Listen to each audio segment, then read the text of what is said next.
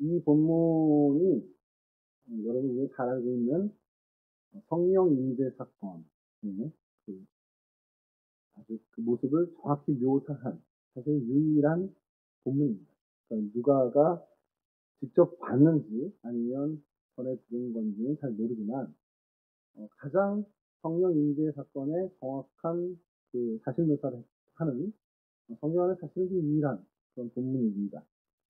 오늘 부활주일인데 왜 이 본문을 좀 선택하게 됐나? 그래서 이게 생각이 좀 많아서 저도 병인 것이 오늘 부활주일이고 그래서 우리에게 새 생명을 주신 하나님 우리에게를 건져내 주시는 이 부분을 주제를 놓고 좀 말씀을 나누고 싶었는데 새 생명을 주신 게 뭔데? 이런 생각이 드는 거예요. 순간적으로. 그래서 두 주 정도 된 것 같습니다. 두 주 정도 전부터 우리가 계속 사도행전을 좀 보고 있으니까 그래서 야 그래 우리가 새 생명, 새 사람 어떻게 보면 성령 충만한 정말 거듭남을 갖게 되면 그럼 어디를 목표로 놓고 좀 가는 게 맞을까라는 생각을 좀 해본 겁니다. 그리고 그 답을 사실은 이 본문에서도 찾게 된 거예요. 그래서 이 본문을 놓고 좀 주석도 좀 찾아보면서 이렇게 찾아보는데 제가 이제 좀 좋아하는 목사님이 쓰신 책을 나오라는 거, 저 나오라는 거 아니죠? 어, 죄송하겠습니다. 이 책을 좀 보게 됐는데 굉장히 이 본문에 대한 정말 굉장히 좋은 해석을 좀 접하게 됐어요. 그 목사님 책에 나온 이 얘기가 하나 있는데 두 가지 실험 얘기가 나오는데 벼룩 실험과 어항 실험이 나옵니다. 이게 근데 여러분들 학교 다닐 때 한 번씩은 들어봤던 실험이에요. 그럼 벼룩이 자기 그 신장, 자기 사이즈의 몇십 배 이상을 점프를 합니다. 그러니까 우리로 치면은 우리 보통 2m가 안 되잖아요. 저나 여러분이나 다 2m가 좀 안 되고 180점 조금 안 되는 사람들인데 그 10배를 뛴다 그러면은 어떻게 되겠어요? 10배까지 안, 2배를 뛴다 그러면 한 4m 뛰어야 된다는 거잖아요. 근데 벼룩은 그게 아니라 훨씬 더 많이 뛴단 말이에요. 자기 신체에 비해서. 자, 그 벼룩을 어느 병에다 넣어놓고 뛰게 하는데 중간을 투명막으로 막아놓는 겁니다. 그러면 이 벼룩이 뛰다가 계속 부딪히니까 한참을 이제 뛰다가 계속 부딪히고 하다가 적응을 하는 거예요. 아, 더 뛰어봐야 부딪히기만 하지 못 뚫는다. 그럼 이게 적응을 한다는 거예요. 그래서 고기만 뛰는 거예요. 고기. 자기 능력치의 훨씬 아래인데 능력치로 하면 훨씬 더 높이 뛸 수 있음에도 가로막힌 걸 이제 알기 때문에 고기서만 이제 뛰고 더 올라가지 않는다. 근데 이제 시험이 거기서 끝나는 게 아니라 그 가려진 유리막을 걷어내면 그러면 벼룩 입장에서는 이게 없어졌으니까 훨씬 더 높이 뛸 수 있잖아요. 근데 그렇지 않고 벼룩은 그 전에 적응한 그 높이까지 이렇게 안 뛴다는 거예요. 또 하나의 실험은 어항인데 이런 큰 숫도에 투명한 벽을 세우는 겁니다. 그 한쪽에만 물고기를 넣고 거기서 살게 지내게 하는 거예요. 근데 그렇게 오래도록 있으면 이 물고기들이 저쪽을 보이고 투명하니까 보이잖아요. 갈 수 있는데 갈 때마다 계속 부딪히니까 한참의 시간이 흐르면 거기 안에서만 머물게 된다는 거예요. 똑같이. 근데 그건 당연히 이제 계속 부딪히는 것보다야 안 부딪히는 게 맞으니까 거기서 적응하는 게 맞는데 똑같이 그 가운데 유리벽을 걷어내는 거예요. 그러면 물고기 입장에서는 자유로워져야 되는데 이렇게 사람이 이렇게 몰아가도 거기까지 안 가고 그 전에 돌아오는 그런 모습을 실험 결과에서 발견한다는 거예요. 이게 무슨 얘기입니까? 적응을 해버리는 거예요. 그러니까 내 한계가 저기인데 그 한계를 내 스스로 이제 여기까지라고 하고 그 한계를 넘어가지 않게 된다라는 거예요. 이게 무슨 말씀인지 알겠죠? 벼룩도 물고기들도. 근데 그럴 수 있는 게 얘네들은 지성이 있는 애들이 아니잖아요. 그러니까 그래 그럴 수 있지. 그렇게 적응이 돼버리면 그런 행동 양상을 보일 수 있지라고 또 어떤 주어진 환경에 순응하는 것 이렇게 우리가 이해할 수 있는데 근데 이제 거기서 나온 책에서 나온 얘기는 뭐냐면 그럼 정말 그 벼룩이나 물고기만 그런 미물들이기 때문에 그런 한계를 갖는 거냐라는 거예요. 그럼 사람은 정말 안 그러냐. 사람은 그러면 그런 한계치 없이 항상 뛰어넘어야 되고 항상 열려 있고 항상 그렇게 되냐라는 것을 질문을 하는 겁니다. 근데 사실 우리가 잘 알고 있지만 우리도 마찬가지예요. 우리도 뭔가가 하나가 정해지면 그리고 그게 내 선입견이나 내 주관이 되어져 버리면 쉽게 그걸 양보 안 합니다. 굉장히 무서운 얘기일 수 있는데 그 인종차별이라는 게 사실은 요즘 이제 범죄라는 게 되게 우리 인식이 되잖아요. 요즘 현대 세계인들은. 근데 그 옛날만 해도 인종 자체를 구별해 놓고 그 인종은 어때? 저 인종은 저때, 저 나라 민족은 어때? 이런 편견들이 완벽한 진리처럼 통용되던 시절이 있었다라는 거예요. 아, 걔네들은 민족이 그래서 그래. 아, 걔네는 열대지방이라 이렇게. 근데 정말 그러냐는 거예요. 실제가 그런 게 아니라, 실제 그런 게 아니라 사람들이 그렇게 생각을 하는 사고의 틀이 그렇다는 거예요. 근데 그게 오늘날에는 아예 없어졌냐? 저는 그렇게 보진 않아요. 오늘날에도 많은 심리학들이 얘기를 하는 게, 어, 사실은 심리학이라든지 이렇게 어떤 자라온 성장 배경이 이러이러한 과정을 거쳐서 이러한 결과를 나온다라는 게 되게 정확한 것들이 많이 있어요. 근데 그게 100%는 아니거든요. 아, 이럴 가능성이 좀 많아. 어릴 때 뭐 폭력을 당하거나 어릴 때 이런 환경에 자란 사람이 자라서 이러이러한 어떤 결함을 가질 경우가 있어라는 게 대략의 학설은 좀 있을 수 있지만 그렇게 자랐다고 다 그렇게 되는 건 분명히 아니거든요. 근데 이게 어떤 신망이 어떤 신봉의 대상이 돼서 그런가? 그렇게 자란 사람은 다 그렇게 돼야만 한다라고 믿는 것 같은 느낌이 요즘 있습니다. 이 제가 이런 얘기 이제 하면은 뭐 지탄을 받을 수 있는데 요즘 금쪽이라고 우리 아이들이 되게 많이 봐요. 그래서 저희 큰애가 작은애한테 아 우리 금쪽이 그러서 이러거든요. 처음에 금쪽이가 뭐가 그랬는데 약간 심리적으로 문제 있는 아이를 상담을 해주는 거예요. TV에서. 그러니까 이제 뭐 폭력성이 있다거나 아니면 좀 잘못 이렇게 사고가치관을 갖고 있는 아이를 이렇게 교정해주는 심리학, 뭐 정신의학 박사로 교정해주는 건데 제가 그거 보면서도 아 이게 좋은 프로그램이고 좋은 취지는 맞는데 자칫하면 이게 성장기 있는 어린 특히적으로 청소년 애들이 그때 저희 딸 애들이 볼 때도 아 저런 애는 저렇구나라는 어떤 선입관을 주는 거 아닌가라는 생각을 하는 거예요. 아 쟤는 엄마 없이 아빠 밑에서만 자라서 저렇게 됐어? 아 쟤는 아빠가 일찍 돌아가서 엄마 밑에서 혼자 자랐으니까 저렇게 됐어? 아예 그렇게 선입관을 줘버리면 어떡하지? 이런 사실은 좀 그런 두려움이 좀 딱 드는 순간 그런 어떤 겁이 난 적이 있어요. 그래서 아니야.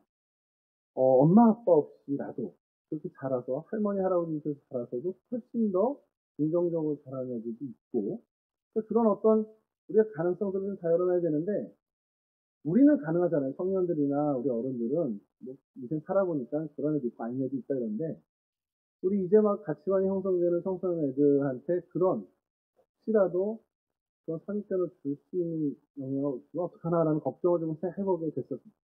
왜 제가 그런 걱정을 하냐면 사람이라는 게 우리 사람의 생각이라는 게 너무 이렇게 아주 뭐라 그러죠? 견고합니다. 한번 갇혀버리고 한번 자기가 맞다라고 해버리면 그걸 쉽게 안 바꿔요. 제가 이 얘기를 예전에 친구한테 한번 한 적이 있어요. 그래서 이거를 뭐라 하냐면 이게 우리 사실은 우리 어릴 때 습관으로 들어왔던 자기 우물이잖아요. 우물 안의 개구리처럼 내가 속해 있는 요 우물, 내 우물이 다잖아요. 내 세상이잖아요. 그것만이 세상 전체. 근데 그런 얘기를 하다가 야구를 좋아하는 친구랑 그런 얘기를 하면 걔가 맨날 하는 얘기가 예를 들어서 해주는 그 친구 얘기인데 제가 너무 감동받은 게 야, 그래. 그러니까 초등학교 때 정한, 국민학교 때 정한 응원팀을 평생 못 바꾸는 거야. 이 얘기를 하는 거예요. 근데 저는 그게 처음에, 아, 그래, 그렇게 했는데, 이게 나이가 들어가면서 진짜 맞는 거예요. 우리나라 프로야구가 사실 연고로 시작이 됐습니다. 대전에서 뭐 오비베어에서 시작해서 나중에 서울 왔지만, 그래서 저는 이제 서울에서 살았으니까 MBC 청년이었단 말이에요. 없어지고 MBC 같이. 근데 이제 그걸로 어린이 팬들은 사실 갈리지는 않았어요, 사실은. 근데 아버지, 엄마들은 다 고향 팀을 이렇게 가서 많이 했고. 근데 이제 저도 그런 게 어릴 때 좋아했던 팀이 중간중간에 미운 마음도 가끔 들지만 결국은 좋단 말이에요.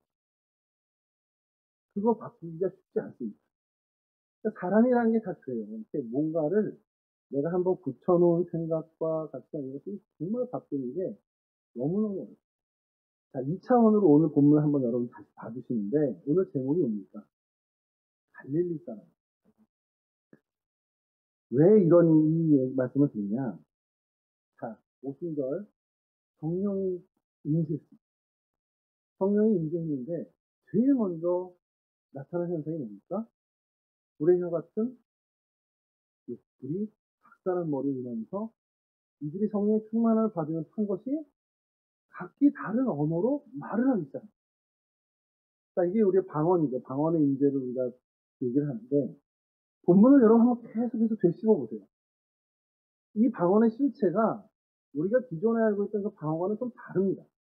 우리가 교회에서 성령 집회하고 뭐 부흥회 할 때 하는 그 방언과 조금은 양상이 다르게 나타납니다.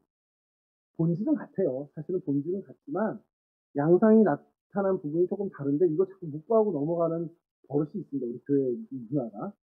왜냐하면 우리가 기존에 알고 있던 방언 그러면 하늘의 언어 뭐 이렇게 얘기해서 우리가 못 알아듣는 천사의 소리야 라는 식의 어떤 방언들을 더 많이 얘기해요. 그리고 실제로 그런 현상들이 있습니다. 그리고 실제로 그렇게 방언의 은사가 있고요. 근데 오늘 이 오순절날 임했던 이 방언의 은사는 우리가 알고 있는 그 못 알아듣는 하늘의 언어, 그것과는 좀 다른 양상의 언어예요. 뭐냐면 각 사람들이 다 각 지방에서 그 자리에 올라왔어요. 이 마가의 다락방에 와 있어요. 많은 출신. 여기 성경에 대로하면 바데인, 메데인, 엘라민, 메소보다인, 유대인, 갑바도기아, 분도, 아시아, 부르기아 사람, 반빌리아 사람, 애굽 사람, 심지어 리비아 사람, 그레데인과 아라비아인들까지 다 와 있습니다. 근데 그들이 다 언어가 다르니까 소통이 안 될 수 있어요. 물론 아람어라든지 히브리어를 가지고 어느 정도 소통은 좀 했겠지만 정확하게 이들이 모국어를 쓰고 있는 언어로는 듣지 못하고 있는데 성령께서 임하셔서 무슨 일이 벌어졌냐? 이들이 각자 자신들의 언어로 하나님의 말씀을 듣기 시작한 겁니다. 이게 여러분 되게 놀라운 일이에요. 여기 지금 뭐 우리 동남아의 시아인들 친구들도 와 있고 뭐 캐나다에서 뭐 이렇게 살던 사람도 와 있고 미국, 호주 뭐 다 여기 와 있는데 제가 갑자기 하나님의 시대에 감동이 돼서 우리말만 하는 게 아니라 영어도 하고 뭐 아랍어도 하고 뭐 동남아어도 하고 힌두어도 하고 뭐 이렇게 계속 하는 거예요, 제가. 그런 일이 벌어졌다라는 거예요. 이 사람들이 왜 놀래냐? 여러분 보세요. 7절이 다 놀라 신기하게 여겨 이르되 이 사람들 하는 말입니다. 야, 보라, 이 말하는 사람들이 다 갈릴리 사람이 아니냐? 갈릴리 사람이라면 야, 이 사람들 다 못 배운 사람들 아니야? 하나 배우지도 못한 사람들 어떻게 우리말을 해? 얘 학교도 안 다니는 아니야. 근데 어떻게 지금 영어를 해? 이 얘기를 하고 있는 거예요. 그러니까 이게 방언의 은사가 임하고 그 방언의 은사를 가지고 이런 일이 벌어졌다라는 것은 사실은 저희가 이 본문을 잘 다루지 않는데 이게 왜 중요하냐면 당시 이 사람들이 갖고 있던 갈릴리 사람이라는 것에 대한 고정관념을 완전히 깨버립니다. 무식하고 못 배우고 그래서 하나님의 말씀을 유대어로밖에 못할 사람들인데 이들이 자신들의 본토말로 말을 전하는 것 보니 깜짝 놀라는 거예요. 학식도 없는 사람들이. 자, 그들의 선입관을 완전히 깬 사건이 돼버리고요. 또 반대로 뭐냐면요. 이제 사도들의 입장이에요. 사도들이 방언의 은사를 받았는데 이걸 가지고 뭔가 신령한 어떤 기도를 하고 하는 것뿐만 아니라 그동안 말이 안 통하던 그 사람들에게 하나님의 말씀을 전하는 길이 열리게 된다는 거예요. 어제까지도 말이 대화가 안 되던 사람이에요. 어제까지도 제 가치관과 내 가치관 너무 달라. 나는 이렇게 가야 되는데 쟤는 저렇게 가야 되고 끝까지 절대 합의가 안 되던 그 친구. 신앙뿐만 아니라 정치적인 성향도 좋고 생활 방식도 좋고 모든 양식에서 나랑은 하나도 안 맞고 말조차 정말 하나 통하지 않는 그 아이가 내가 성령 충만했더니 소통이 되더라. 내가 성령 충만해졌더니 성령이 내게 임했더니 그 친구가 이해되고 그 친구의 생각이 동의가 되고 그 친구가 긍휼히 여겨지고 그 친구의 마음이 읽혀지고 그래서 그가 하는 생각과 모든 것이 내가 이해가 되더라고요. 이게 성령의 임재라는 거예요. 우리가 부활절을 맞이해서 새로운 생명, 주님의 생명을 얻고 주님으로부터 정말 사명을 받고 주님의 일을 대신해서 주님의 손과 발이 되어 이 땅에서 이제 살아가야 되는 증인으로 살아가야 되는데 제일 먼저 우리가 해야 되는 건 뭐냐? 성령을 붙들어야 된다. 성령 하나님을 붙잡고 성령 충만 받아야 된다. 왜냐하면 성령 충만이 아니고서는 우리가 부활의 증인으로 살아갈 방법이 도무지 없다라는 겁니다. 왜 그러냐면 우리가 성령 충만하지 않고는 누구와도 소통할 수 없어요.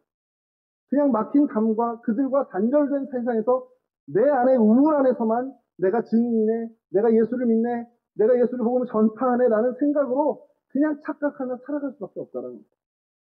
진짜 내가 내 우물을, 내 이 모든 자기 세계를 부인하고 그걸 넘어서서 정말 저들과 다른 이들과 소통하며 그들에게 예수의 증언이 되고자 한다면 성령을 의지하는 것밖에 없다는 겁니다.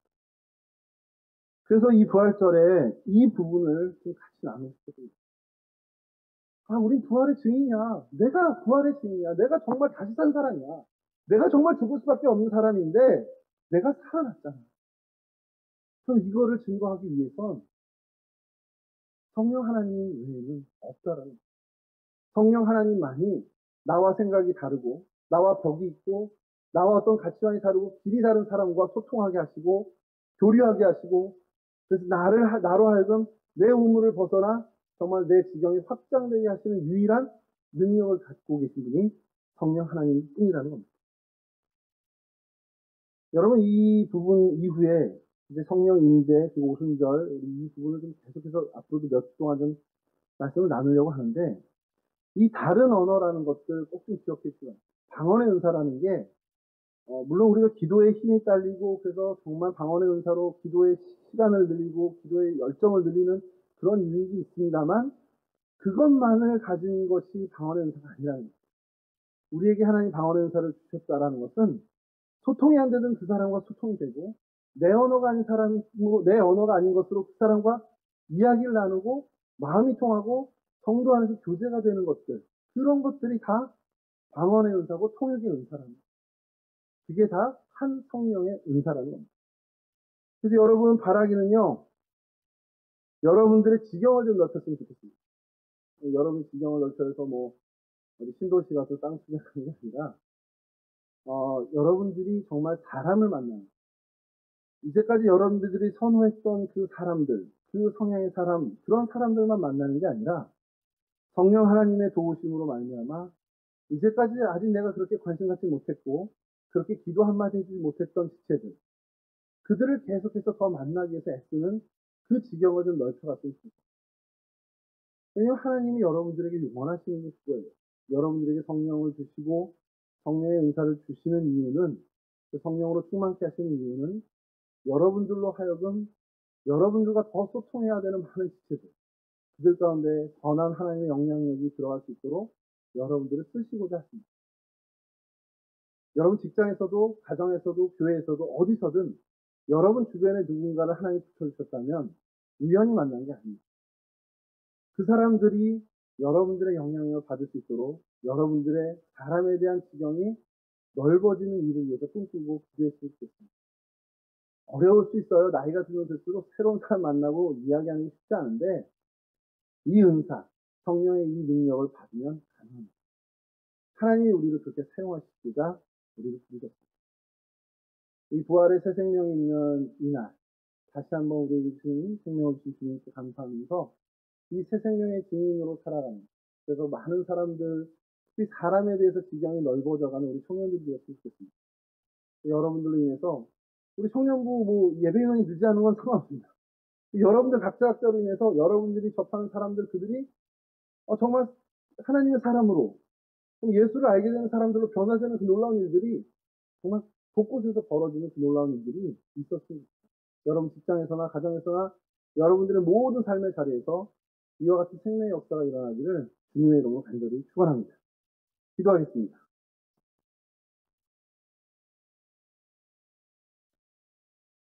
주님, 정말 저희들 한 치 앞도 내다보지 못하고 또 우리 능력으로는 어떤 것 하나도 하지 못하는 그런 미약한 존재임을 압니다. 그런 미약한 존재임에도 불구하고 우리 스스로 우리의 우물 속에 갇혀서 그것이 정말 온 세계인 양, 또 그것만이 진리인 양 살아왔던 저희들의 모습을 주님 긍휼히 여겨 주셨소서. 이제 하나님, 그 우리의 지경을 넓히기를 원합니다. 정말 우리의 지경을 넓혀가 특별히 성령 하나님 안에서 우리의 인식의 경지를 넓히게 하시고 우리의 이해의 경지를 넓히게 하시고 무엇보다도 사람에 대한 지경을 넓혀가는 저희들이 될 수 있도록 도와주셨소서. 그래서 하나님 이제까지 소통이 되지 않는 사람들이 할지라도 성령 하나님의 그 놀라우신 능력으로 말미암아 소통되게 하시고 그들 가운데 복음이 심겨지고 선한 영향력이 행사되는 놀라운 일이 일어날 수 있도록 주님 도와주셨소서. 이 부활의 기쁨이, 이 새 생명의 기쁨이 우리를 통해서 그들에게 전해지길 소원합니다. 우리 가정에서나 우리 일터에서나 우리의 삶의 어느 곳에서든지 하나님 우리로 하여금 정말 하나님의 놀라운 새 생명의 역사가 펼쳐질 수 있도록 우리를 사용하여 주시옵소서. 그러기 위해서 우리에게 더욱더 성령의 충만함을 주시고 성령 하나님 우리를 더욱더 강권하여 이끌어 주시는 그 은혜 속에 거할 수 있는 저희 모두가 될 수 있도록 도와주시옵소서. 이 부활의 아침을 주시면 감사합니다. 이 부활의 귀한 날을 우리에게 허락하심을 감사합니다. 이 주신 영원한 생명을 주신 주님의 그 은혜에 늘 하나님 보답하며 기쁨으로 살아가는 저희들 다 될 수 있도록 도와주시옵소서. 예수 그리스도 거룩하신 이름으로 기도합니다. 아멘.